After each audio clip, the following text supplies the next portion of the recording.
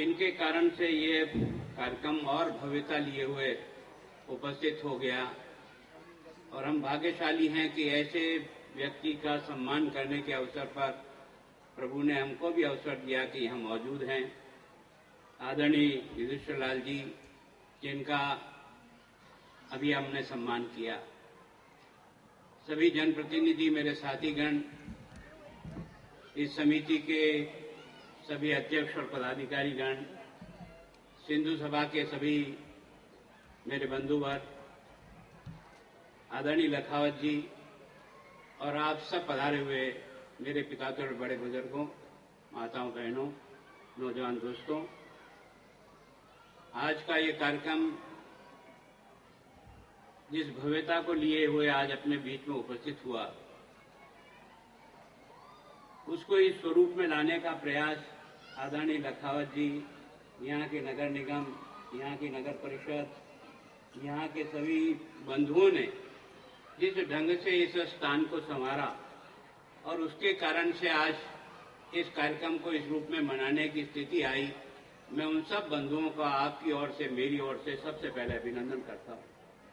आप सभी संतों के पधारने से इस कार्यक्रम को जो भव्यता मिली है, सच में ये समाज आप सब संतों के प्रति बहुत ऋणी है कि आपकी उपस्थिति ने इस कार्यक्रम को चार चांद लगाकर एक दिशा में चलने के लिए आपने हमको मजबूर किया। इसके लिए आपका बहुत बहुत आभार व्यक्त करता हूँ। बंधुओं, आपकी उपस्थिति ने भी इस कार्यक्रम को एक गति दी है, उसके लिए मैं आपका भी धन्यवाद करता हूँ। हमारा देश कितना भाग्यशाली है कि इसके चप्पे चप्पे को हिलाओ तो कहीं कहीं किसी देशभक्त का निशान मिलता। सिंधु और एक तरह से सिंधु घाटी सभ्यता भारत का प्राण है। भारत को सोने की चिड़िया जो कहते थे, यहाँ घी दूध की नदियां बहती है, यही लोगों के आकर्षण का कारण बना और उसके कारण से खैबर के दर्रे से आतताइयों ने लगातार हमले किए। और मैं सोचता हूँ ये सिंधु की धरती इतनी महान है कि इसने प्रारंभ से लेकर के जितने भी आक्रमण हुए उसका बखूबी जवाब दिया। सिकंदर महान कहलाने वाला भी यहाँ दम तोड़ के गया और सारी सेना को पिटवा करके गया और स्वयं जाकर के उसका प्राणांत अंत हो गया, है ना। उस जमाने से लेकर के इस धरती ने जिस प्रकार का बलिदान किया है वो वास्तव में एक अलौकिक है। उस बलिदान में धार सिंह जी का बलिदान इस धरती को जिस ढंग से आपको और हमसे जोड़ने का प्रयास इस समिति ने किया, मैं सोचता हूं कि निश्चित रूप से उनका बलिदान और उस बलिदान से हमारे बच्चों को जोड़ने का जो काम हुआ, आज से अगर आप 97 से पहले जो मैं शिक्षा मंत्री बने रहा, लेकिन मुझे ही पता नहीं था ठीक तरह से कि धार सिंह जी का जीवन क्या था। दुर्भाग्य इस देश का यही रहा। इस दुर्भाग्य के हमारे कथाकथित देश निर्माताओं ने देश के उन व्यक्तियों से इस देश को काटने का प्रयास किया जो हमारे जीवन में कुछ स्फूर्ति पैदा कर सकते हैं, कुछ दे गुजरने की हमारे में मन में कल्पना पैदा कर सकते हैं। उस अतीत को भुलाने का प्रयास किया और आपने इस प्रयास में इस अतीत से अपने बच्चों को जोड़ने का जो प्रयास किया वो वास्तव में बहुत ही अभिनंदनीय है।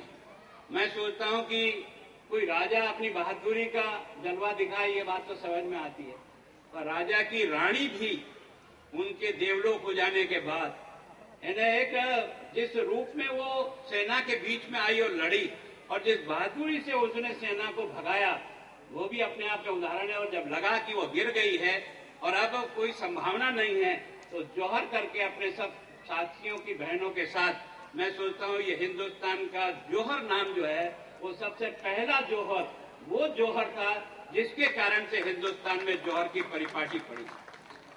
उसकी बच्चियों ने भी अपनी मां की मौतने के बाद, है ना, आपने देखा सूरज कुंवर और उसके बाद जो है ना उनकी एक और बच्ची थी शायद परिमाल। उन्होंने जिस प्रकार से अपनी कौशलता दिखाई कि जब आपने देखा होगा कि मीर कासिम ने ये सोचा कि मैं अपने खलीफा को भेंट देने जा रहा हूं, दोनों बच्चियों के रूप में सुंदर थी, और इसलिए जाकर के खलीफा को कहा कि मैं आपके लिए भेंट लेकर के आया हूं, तलीबा बहुत प्रसन्न हुआ कि बहुत सुंदर लड़कियां तुम मेरे लाए हो। लेकिन किस चतुराई से उन बच्चियों ने अपने उस विषय को बदला। उन्होंने कहा कि जिस फूल को सूंघ लिया गया हो वो फूल इस आपके लिए उचित नहीं है। बस इतनी सी बात कहने से जो आक्रोश आया कि उसने मीर कासिम को जो बेल की खाल में बंधा करके उसका प्राणांत किया। जिस बुद्धिमानी से मैं सोचता हूं कि वास्तव में इस देश का ये कण कण कितना पवित्र है। दुर्भाग्य हमारा यह है कि हमने अपने अतीत से अपने को जोड़ने का प्रयास नहीं किया। हमने केवल पेट के पुजारी बनाकर खड़ा कर दिया। इसलिए हर आदमी अपना पेट में कितना डाला जा सकता है रोज ज्यादा से ज्यादा उसकी चिंता करता है। इसकी चिंता नहीं करता कि ये धरती जानी क्यों जाती है, ये धरती पहचानी क्यों जाती है, इस धरती का कण कण कितना पवित्र है। वास्तव में मैं सोचता हूँ कि इस कार्यक्रम के माध्यम से और जिस प्रकार के विष्णुलाल जी आपका सम्मान किया, ये सम्मान आपका नहीं है, ये सम्मान इस सारी धरती का सम्मान है जिसने हमारे सिंध को जोड़ करके रखने का प्रयास किया। ये जो आपकी भावना और आपने सोचा भी नहीं होगा कि मेरा कोई सम्मान होगा, कभी कल्पना भी नहीं की होगी, लेकिन अपनी आहुति दे करके इस देश को सिंध से जोड़ने का जो प्रयास आपने किया, वास्तव में हम आपका सम्मान करके हम स्वयं सम्मानित हो रहे हैं। और आज नहीं तो कल, कल नहीं तो परसों ये देश फिर एक अखंड देश बनेगा। ये हमारी जो सोच है और जिसके लिए हमने वर्षों से जिस और साधना में हम लोग लगे हैं, लोग इसको मजाक समझते होंगे, लेकिन ये मजाक नहीं है, एक दिन कार्य रूप में परिणित होगी, इस बात का मुझे यकीन है। और शायद हो सकता है कि नरेंद्र मोदी का आगमन ईश्वर की योजना से हुआ हो और शायद देश में एक नया परिवर्तन आए, तो कोई आश्चर्य की बात नहीं है। ये भी कोई ईश्वर योग है, कल तक जो जानते नहीं थे ये भी कुछ होगा। तो मैं सोचता हूँ इस देश में कोई ईश्वरीय शक्ति है, वो परिवर्तन लाती है और आदमी के दिल और दिमाग जो खराब हो गए हैं उसको वापस ठीक करने की ताकत की इस धरती में है। और उसी का परिणाम मैं मानता हूँ इस कार्यक्रम के माध्यम से। ओंकार सिंह जी लखावत ने एक छोटा सा पौधा लगाया और इस पौधों को सब लोगों ने सहयोग किया।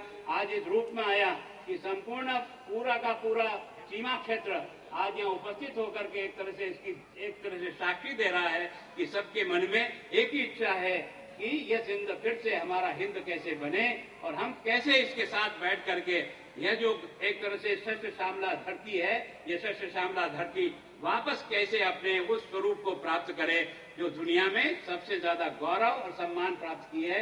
मैं सोचता हूँ, मैं आप सबका बहुत बहुत अभिनंदन करता हूँ। ये आपकी उपस्थिति इस कार्यक्रम को ताकत देती है। अगली बार ये उपस्थिति और बढ़े। ये हम सब जो यहाँ आए वो तो संकल्पित हो ही, लेकिन जो हमारे साथी नहीं है उन्हें भी लाएं, क्योंकि हो सकता है कि कान में कुछ शब्द जाते जाते कहीं कहीं चोट मार ही सकता है।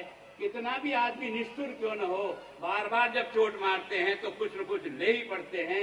मैं सोचता हूँ इसी कार्यक्रम के माध्यम से हम अपनी इस आने वाली पीढ़ी को खड़ा कर पाएंगे। मैं आयोजकों का बहुत बहुत आभारी हूँ। और जैसा मुझे कहा कि मुझे बात यही कही थी कि आपको वापस मेरे दोनों पैरों में घुटने बदलने के कारण से बहुत लंबे समय तक बैठना और यात्रा करना संभव नहीं है। आज ये पहला कार्यक्रम करने में आया हूँ और आप संतों से भी आशीर्वाद देकर के जा रहा हूँ कि ईश्वर हमारी भावना को जल्दी से जल्दी हमारी इस शरीर में पूरा करे और हम अपनी आंखों से देखें कि हमारा ये देश जिसको हमने इतने वर्षों से चुराया वो हमारा साकार होगा। आप सबका बहुत बहुत अभिनंदन, धन्यवाद। जय भारत।